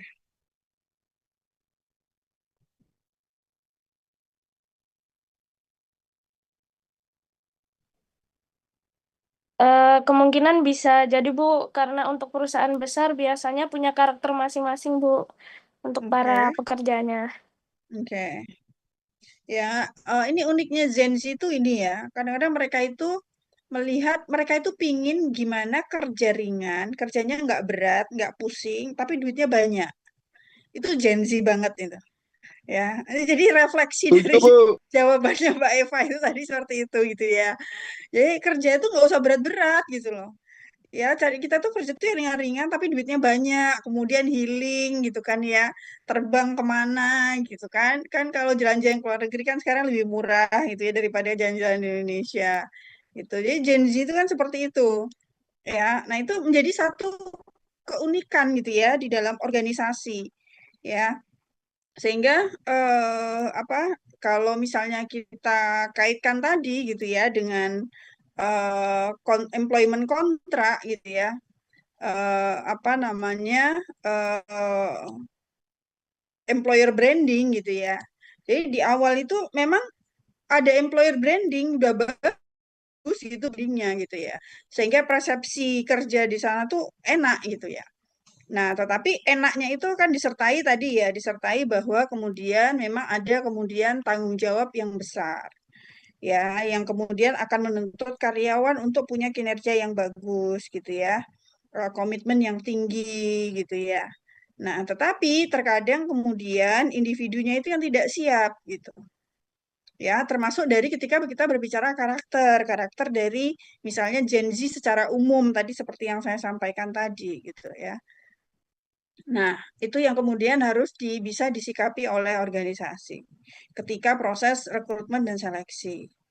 Nah, di sini juga ada risiko kontemporernya ya teman-teman ya, bahwa organisasi jangan sampai melakukan apa yang disebut dengan over promising ya dalam proses rekrutmen. Itu jangan sampai terjadi seperti itu. Jadi organisasi harus kemudian menyampaikan apa adanya kepada karyawan ya. Eh, sehingga apa? Sehingga bisa dihindari ketidaksesuaian ekspektasi ya, terutama dari generasi-generasi Gen Z khususnya ya. Langsung saja saya sebut gitu ya, karena memang dari hasil riset ya memang seperti itu gitu ya, dari karakteristiknya Gen Z tersebut. Oke, kemudian kita masuk ke eh, discrimination of employment gitu ya, atau continuation of the contract gitu ya. Jadi bahwa diskriminasi itu kita ketika berbicara diskriminasi itu tidak hanya kita berbicara ini apa namanya, kita tidak hanya berbicara gender tadi seperti yang kita bahas sebelumnya gitu ya. Tapi diskriminasi itu bisa terjadi dalam proses rekrutmen, bisa terjadi dalam proses promosi, dalam penilaian kinerja, dalam sistem pengupahan, dalam pemutusan hubungan kerja itu pun diskriminasi bisa terjadi. Ya, diskriminasinya bisa gender, bisa usia, bisa disabilitas, bisa etnis, bisa agama gitu. Nah, mungkin saya akan memberikan perhatian pada ini dulu, disabilitas gitu ya. Nah, kita kan punya undang-undang terkait dengan disabilitas. Nah, saya mau teman-teman sharing nih ke saya gitu ya. Ada undang-undang yang harus diikuti oleh apa namanya organisasi.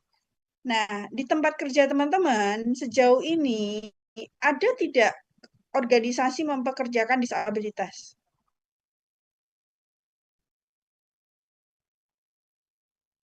Kalau mandiri saya ada, mereka udah jelas itu komitmennya. Di perusahaan teman-teman ada nggak?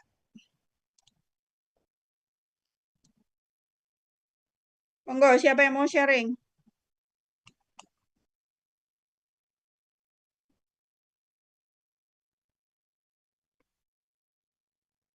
Ada undang-undang, misalnya organisasi pemerintah harus mempekerjakan sekian persen dari total karyawan. Kalau kemudian dari apa namanya, dari swasta sekian persen.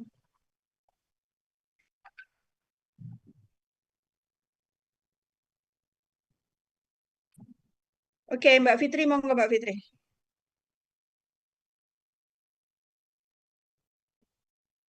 Iya.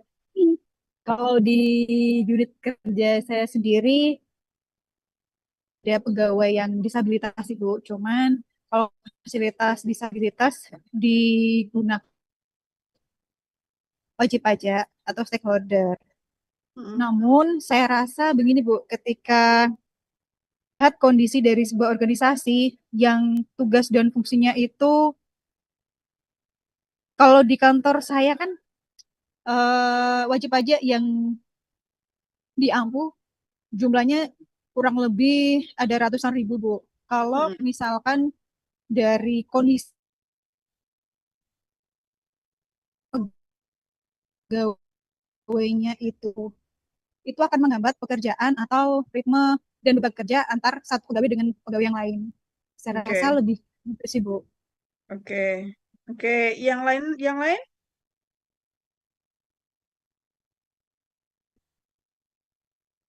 Tadi yang lain masalah gimana? Oke, Mas Ridwan, masalah ya. disabilitas, Bu, atau ya intinya kaum-kaum yang dianggap minor dan dilindungi dalam undang-undang. Jadi memang kalau di BUMN memang wajib ya. Jadi bahkan rasio wanita dibandingkan laki-laki dalam ministerial juga masuk ke dalam KPI, itu wajib. Terus disabilitas juga kalau nggak salah ada juga. Termasuk rekrutmen dari kawasan 3T, Bu. Itu juga ada juga kalau nggak salah di tempat kita. Kawasan apa, Mas? Kawasan 3T, Bu. Tertinggal, terupgrade. Oh, oke. Ya itulah. Oke. Oke. Yang lain? Kalau ya, monggo. Ya, kalau dampaknya sih sebetulnya ya sama aja, Bu. Maksudnya masing-masing jadi punya. Cuma memang implementasinya ada beberapa tugas-tugas yang dalam tanda kutip nggak sama gitu ya. Dibebankannya nggak sama gitu. Itu pasti ada. Oke, ya. Oke. Yang lain monggo silahkan teman-teman. Izin Bu, dulu pernah kerja di F&B gitu Bu. Nah itu Oke. tuh tunarungu tapi di bagian baristanya. Oh, tunarungu di bagian barista. Oke. Oke, jadi berarti kalau tunarungu berarti nanti pakai note-note gitu aja ya, Mbak ya? Iya Bu, pakai kertas biar langsung dibikin. Oke. Oke, yang lain dari teman-teman yang lain? Monggo silahkan. Dari Mbak Cynthia atau Mas Alfian mungkin yang perusahaannya yang cukup besar? Atau Mas Bahri dari sisi perbankan? Kalau di BNI tempat saya tidak ada Bu. Kalau untuk yang disabilitas kita hanya ada untuk perbandingan karyawan laki-laki dan perempuan. Oh, oke. Sama atasan laki-laki dan perempuan, top manajemen gitu. Oke, berarti kalau gitu disabilitas dari awal pintunya sudah ditutup? Iya, setahu saya tidak ada Bu, karena di beberapa ketika rekrutmen itu tidak ada menyebutkan yang untuk bagian disabilitas. Oke, oke. Oke, monggo yang lain. Mas Andi atau Mas Bahri atau Mbak Tia? Izin nih Bu, kalau di tempat saya saat ini di cabang saya itu masih belum ada Ibu untuk yang disabilitas. Cuman Oh, oke. kalau kita lihat di kayak rekrutmen di kayak negeri dan lain halnya, contohnya aja kayak PNS, di situ juga ada kebutuhan khusus untuk fasilitas gitu kan itu. Nah biasanya kalau menurut saya pribadi juga nanti penempatan pekerjaannya itu disesuaikan dengan keterbatasan yang disandangnya, mungkin seperti itu. Oke, oke. Oke, monggo yang lain.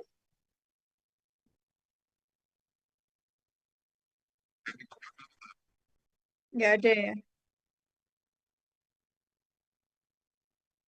Mm-mm.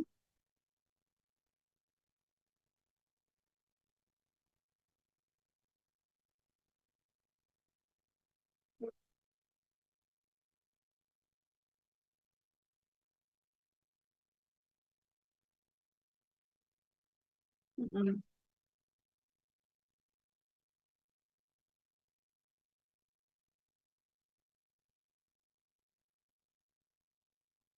Oh, oke. Oke. Eh, oke, berarti beda ya tadi ya kalau Mbak di tempatnya tadi siapa ya Mbak Cynthia ya yang berapa persen laki-laki perempuan ada ya? Ada Tadi Bu, oh, oke. minimal 50-50 Bu kalau di tempat saya. Oh, oke. Oke. Oke. Di tempatnya Mas Andi ada nggak? Kalau yang sekarang nggak ada, Bu. Kebetulan saya kan spesialis kerjanya konsultan itu kami Nah. ada sistemnya kontrak semua, Bu, per project.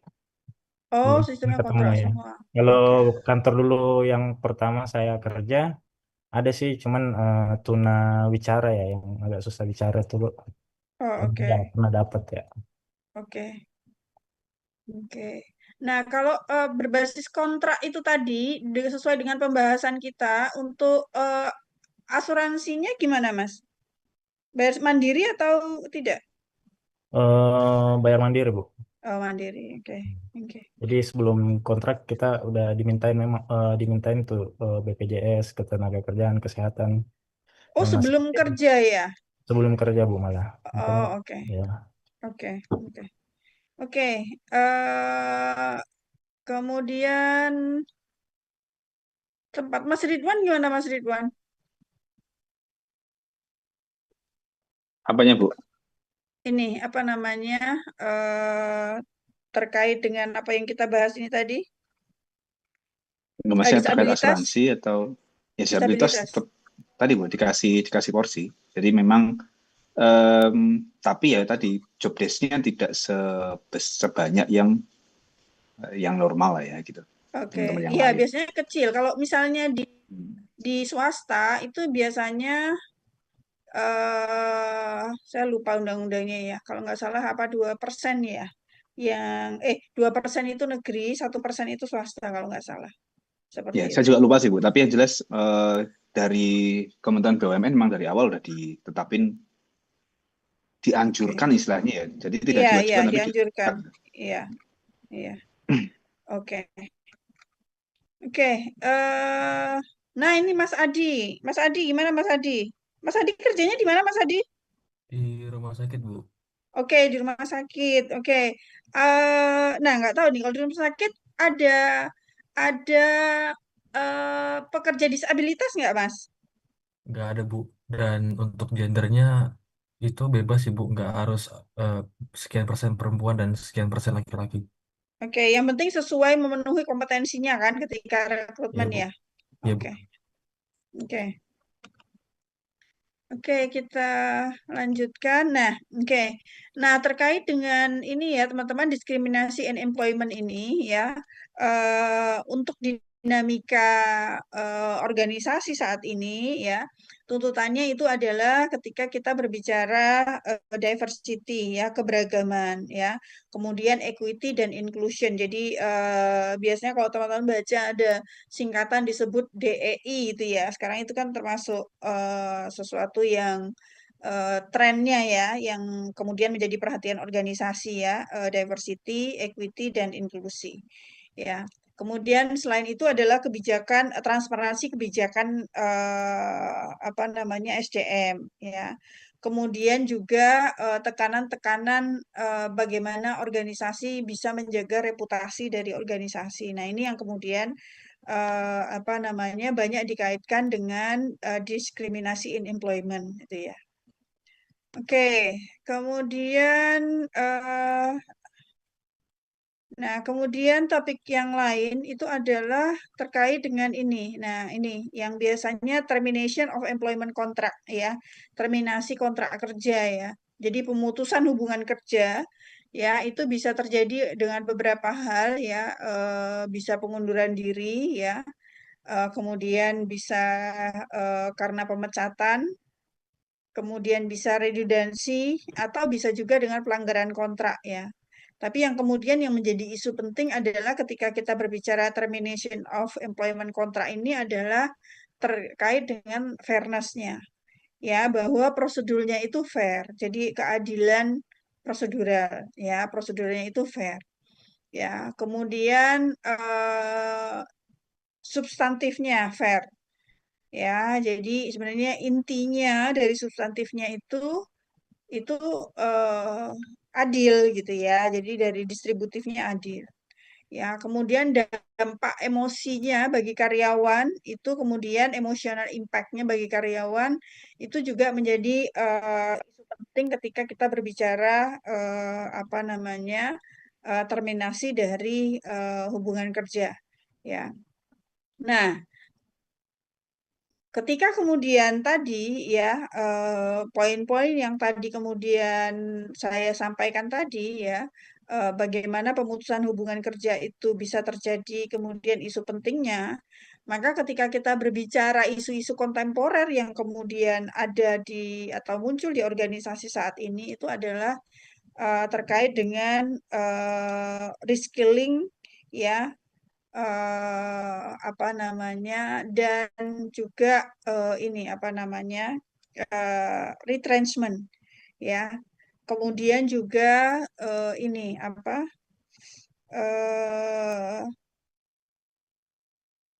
PHK yang disebabkan oleh digitalisasi. Tapi PHK-nya itu lebih kepada PHK yang cukup massal gitu ya.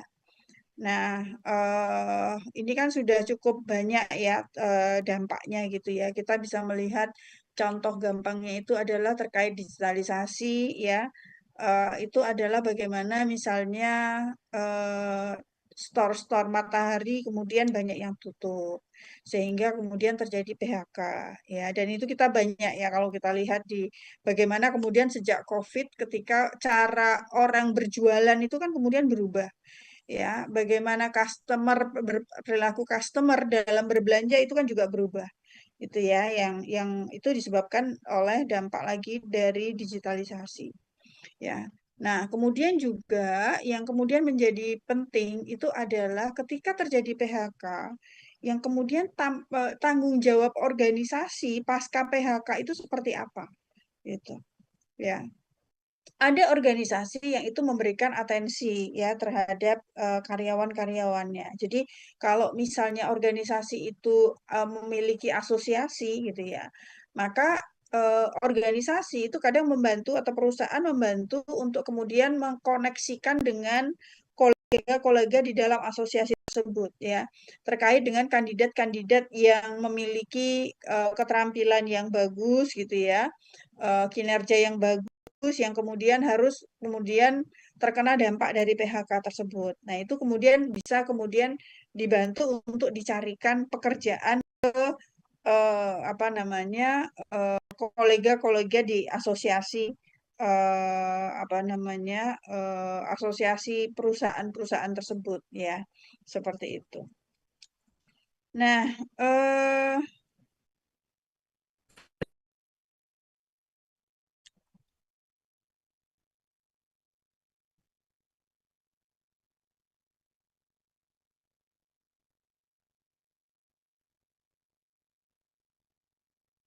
untuk current isu di hubungan tenaga kerjaan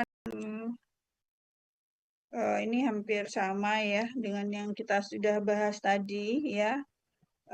Ada gig ekonomi dan status pekerja, kemudian ada fleksibilitas kerja versus job insecurity, ya, kemudian ada digital surveillance di tempat kerja, kemudian juga ada work-life boundary yang kemudian semakin kabur ya. Memang kadang-kadang ketika kita sudah bekerja di rumah itu kadang-kadang batasan-batasan itu kemudian menjadi kabur ya teman-teman ya.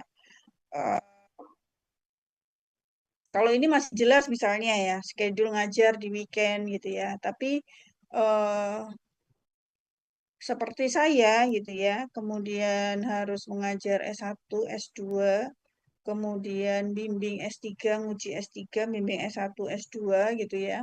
Nguji juga gitu ya. Kemudian harus ada tanggung jawab struktural gitu ya, yang itu juga tidak mudah karena timnya sangat besar dan juga sangat sensitif terkait dengan apa namanya praktek-praktek yang ada di universitas yang banyak bergantung ke kita gitu ya di sistem informasi.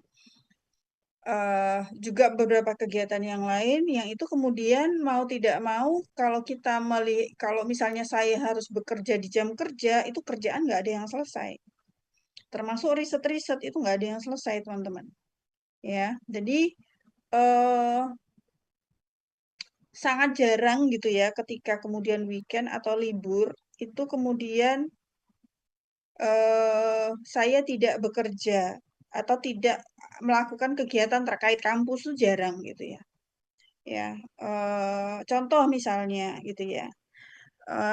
ini sudah ada masuk beberapa kandidat mahasiswa yang mau ikut hibah ya, hibah dari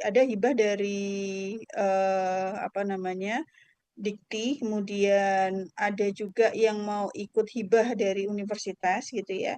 Dan itu adalah kandidat-kandidat PhD dari negara-negara berkembang. Ya, itu memang alhamdulillah kan program Doktor Ilmu Manajemen itu langsung bisa masuk gitu ya. Ya nggak langsung lah, tapi prosesnya kan dengan apa namanya prestasi yang ada gitu ya, dengan manajemen yang bagus gitu ya, kemudian jadi pertimbangan mereka bahwa kemudian UI menjadi kandidat untuk bisa menerima mahasiswa gitu ya dengan hibah dari pemerintah gitu ya. Nah, itu ketika masuk gitu ya, eh, itu saya yang diberi kepercayaan untuk kemudian satu mengevaluasi proposal mereka gitu ya. Proposal mereka, kemudian memberikan surat rekomendasi ya untuk mereka bisa ikut karena rekomendasi itu harus muncul dari universitas di mana mereka itu mau ambil studi gitu. Jadi mereka kan harus menyiapkan proposal dan data-data CV segala macam gitu ya. Nah, sementara Direktur PDIM itu menyerahkan sepenuhnya ke saya. Bu Mayang, kalau ada kandidat-kandidat yang minta ini, tolong ini dihandle oleh Bu Mayang. Gitu. Nggak ada suratnya, ya, nggak ada vakasinya, gitu ya kalau kita lihat, gitu ya. Tapi saya melihatnya bahwa ini adalah amanah yang justru memberikan saya kesempatan untuk kemudian saya bisa berinteraksi dengan mahasiswa-mahasiswa dari luar, gitu ya. Jadi pekerjaan ini kadang-kadang saya melihat pekerjaan itu tidak selalu kita berbicara nominal ya teman-teman ya. Tapi nanti nominal itu nanti bisa dampaknya gitu ya. Tetapi kemudian yang sekarang itu adalah apa yang kemudian bisa kita lakukan dan itu juga bisa memperkaya kita gitu ya dari banyak hal gitu. Nah, itu seperti itu, teman-teman. Belum nanti mahasiswa-mahasiswa gitu ya, bimbingan magang, yang ini mau bimbingan gitu. Jadi kalau saya kemudian hanya memfasilitasi mereka di jam kerja, nggak bisa. Gitu. Jadi ketika saya membuat saya betul-betul tidak mau gitu ya, tidak mau untuk apa ya, tidak mau melakukan hal-hal terkait dengan kegiatan pekerjaan, yaitu betul-betul saya harus membuat keputusan itu ya. Tapi itu sangat jarang sekali gitu ya. Jadi misalnya kemarin ada satu dari Nigeria kontak saya gimana ini gini mau diskusi ini misalnya seperti itu. Ya mau tidak mau kemudian apalagi perbedaan waktu ya teman-teman ya. Kadang-kadang saya mau melakukan ini tapi di sana masih jam 4 pagi atau jam 3 pagi otomatis kan kemudian oh ini harus saya geser seperti itu kayak gitu-gitu. Ya belum lagi meeting-meeting kadang-kadang conference ya teman-teman ya. Di hibah di Uni Eropa itu kan mereka kadang-kadang ada dari hibah itu kemudian peserta harus ikut conference. Nah, conference-nya kita kan kadang-kadang 6 jam berbeda waktunya 6 jam ya. Nah, kadang-kadang mereka dapat jadwalnya itu teman-teman yang dari UI dapat jadwal misalnya jam 6 sore, jam 8 malam. Sananya itu gitu ya. Nah, jadi kadang-kadang kan kalau kita lihat dari waktunya gitu ya, itu kan udah sampai ada yang jam 12 malam harus presentasi gitu. Ya, ya mau tidak mau kan saya harus mengawal yang seperti itu, gitu ya. Nah, jadi seperti itu ya teman-teman ya. Jadi kalau apa namanya eh tadi seperti disampaikan oleh eh, teman-teman gitu ya, atau dari beberapa mahasiswa gitu ya, kalau kita bekerja tentang lembur ya, kalau saya ya lembur terus gitu. Ya kalau tahu ada teks gitu ya ada chat masuk gitu ya dari Pak Waraya gini gini gini ini kok ada email misalnya dari mana dari Eropa gini gini ini ya mau nggak mau langsung harus direspon seperti itu. Nah itu ya teman-teman ya jadi nggak bisa yang namanya terus lepas gitu ya kadang-kadang kita semakin diapresiasi tapi kemudian juga tuntutannya akan semakin besar. Tapi tinggal bagaimana kita menyikapi dan melihat itu sebagai satu proses pembelajaran. Kalau saya sih seperti itu pada prinsipnya. Oke, nah itu teman-teman terkait dengan current issue ya, atau topik yang kita bahas terkait dengan employment relationship ya. di chapter 10 gitu ya. Nah, saya mau memberikan penugasan ya buat teman-teman. Itu dari e-booknya. Kalau coba teman-teman buka e-booknya ya di halaman sebentar.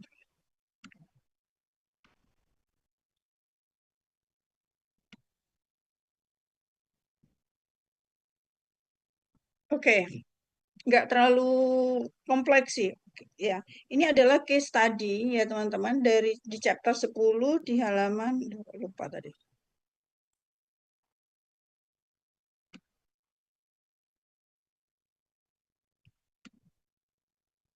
Halaman 385.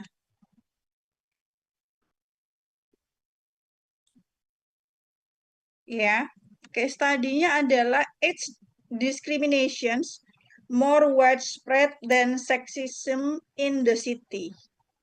Ya. Ini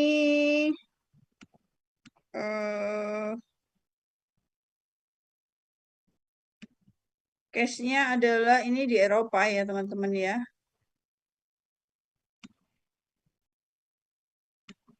Nah, tolong ini di teman-teman bahas ya. Bentar. Ini ada berapa sih? 14.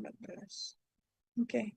Ini fix-nya yang apa namanya mahasiswanya sebenarnya ada berapa Mbak Fitri? Ada 14. 16, Bu. 16, Bu. Bener 16. Ya. 16 tapi yang aktif ya 16. 16 juga, Bu. Oke, 16. Saya bagi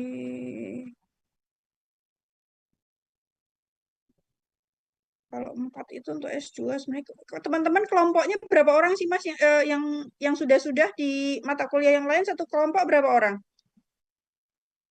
4 orang, Bu. Oh, 4 orang ya? Oke deh, kalau 4 orang. Oke, saya ngikuti itu aja 4 orang aja ya. Sebenarnya kalau 4 orang itu untuk S2 agak kebanyakan. Tapi ya nggak apa-apa. Oke, sebentar. Saya buka gateway dulu. Coba sambil dibaca ya teman-teman ya.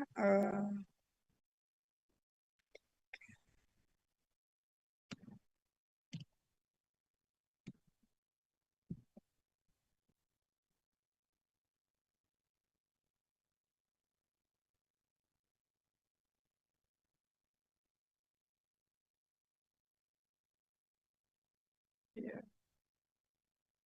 Kelas.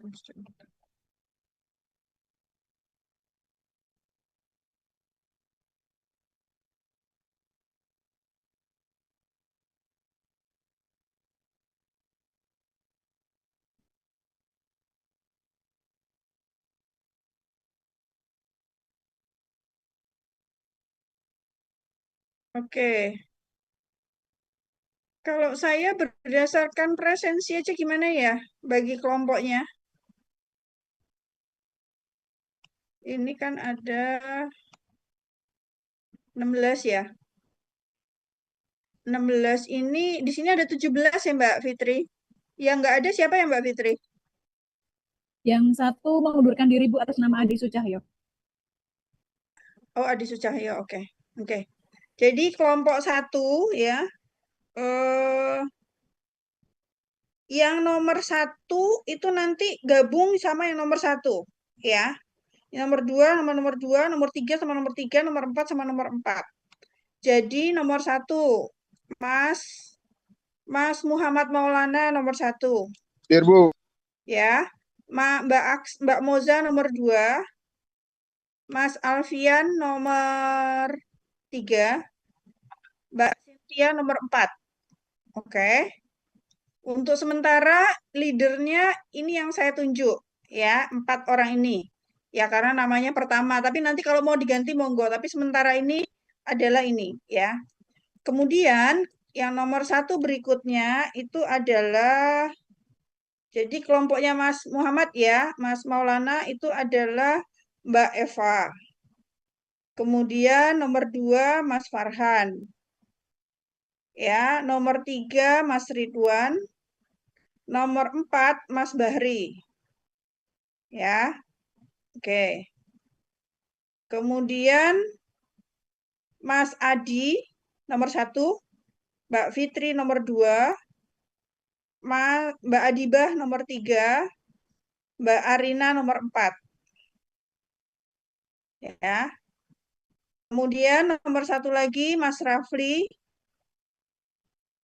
kemudian Mbak Anissa, kemudian Mas Andi, kemudian Mbak Tia. Sudah? Oke, ya. Udah paham ya kelompoknya masing-masing ya? Nanti tinggal menghubungi tadi yang 4 pertama tadi untuk menjadi satu kelompok. Ya. Tugasnya teman-teman itu adalah membahas kasus ini, ya teman-teman semuanya dibahas. Kemudian nanti dibuat PPT. Jadi tiap kelompok punya PPT. Ya. Pertama, pembahasannya adalah tugasnya pertama adalah memberikan deskripsi singkat terkait dengan kasusnya apa. Ya. Itu yang pertama. Kemudian yang kedua, bentar, saya buka kasusnya dulu.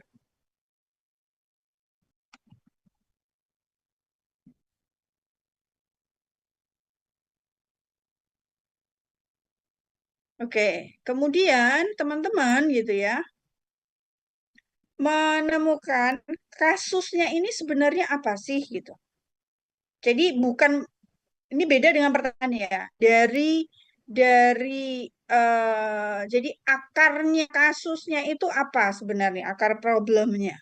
Dari kasus yang teman-teman baca ini akarnya apa. Ya. Kemudian suggestion-nya teman-teman apa? Ya, tolong dikaitkan dengan topik yang kita bahas pada hari ini. Setelah itu baru teman-teman menjawab pertanyaan yang ada di sini, ada kalau nggak salah ada 5 pertanyaan. Oke. Nah, pekan depan di awal kita akan bahas ini sebelum kita masuk ke topik berikutnya terkait dengan engagement. Ya.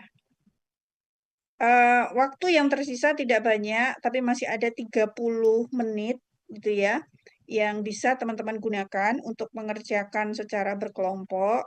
Apakah teman-teman mau saya buatkan grup diskusi di sini, ruang kelas, atau teman-teman mau diskusi sendiri? Monggo silahkan. Pilihannya gimana? Saya ngikut aja.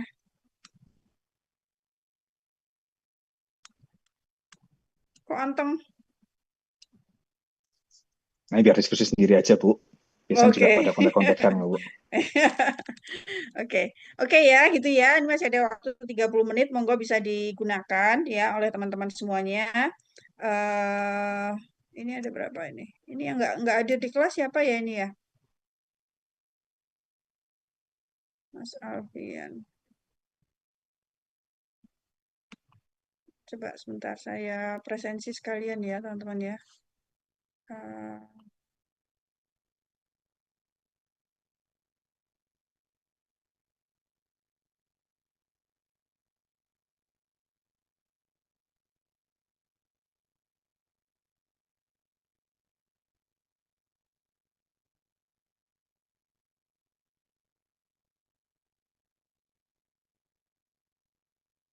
Oke, Mas Maulana ada, Mbak ada, Alfian. Mas Farhan ada nggak ya? Nggak ada ya? Ada Ibu. Mana? Oh, oke. Oke. Mas Farhan jangan sering telat gabungnya ya, Mas Farhan ya? Oke. Mas Ridwan Enggak ada, Ibu, Mas. dari yang udah masuk. Oh ya. Oke, kemudian Mas Adi ada. Oh, Adi saja yang nggak ada. Oke, Adi Pratama ada, Mbak Fitri ada, Mbak Adibah, Mbak Arina. Mbak Arina ada nggak? Mbak Arina nggak ada ya? Oke. 15. Mas Rafli. Mas Rafli mana Mas Rafli? Nggak ada. Oke, Mas Rafli nggak ada ya.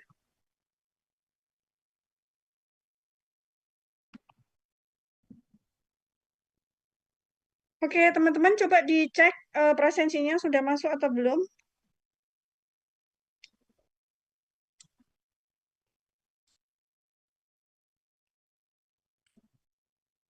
Sudah semuanya?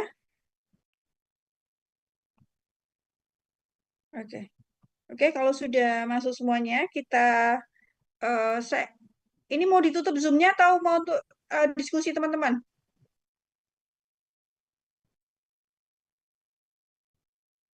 Tutup ya? Tutup aja, Oke, Bu. oke. Bu. Oke, baiklah teman-teman semuanya, kita akan bertemu kembali pekan depan ya.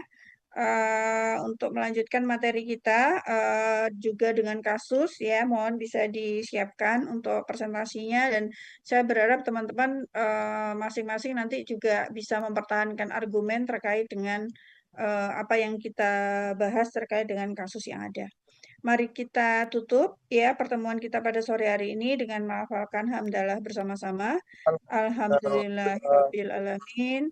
Assalamualaikum warahmatullahi wabarakatuh. Waalaikumsalam Waalaikumsalam wabarakatuh. Ya, terima kasih teman-teman semuanya. Selamat berakhir pekan.